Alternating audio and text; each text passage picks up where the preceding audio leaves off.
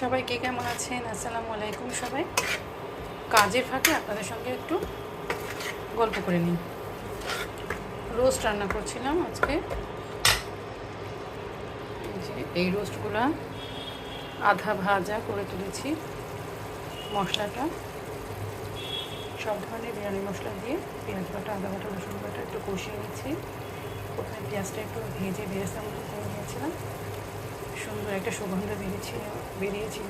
গরম মশলা, তেজপাতা একসঙ্গে ভেজেছি বলে সুন্দর একটা সুঘ্রাণ বেরিয়েছিল। একটু মশলাটা কষতে দিয়েছি, ভাজা ভাজা হলে এই মাংসটা এখন ঢেলে দেব। তারপর আপনাদের সঙ্গে একটু শেয়ার করি খাসির মাংস। এখানে 2 কেজি খাসির মাংস নিয়েছি।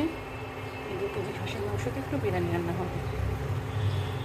বেশ একটুখানি যে টেংরি টাইপের আছে 5টা, এতেই ওজন হয়ে গেছে মাংস কম।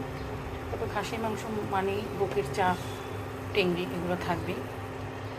এগুলো এখন ধুয়ে পরিষ্কার করে নিয়েছি। এখন রোস্টটা নামিয়ে রেখে আমি মাংসটা কষাতে যাবো। আসসালামু আলাইকুম, আল্লাহ হাফেজ।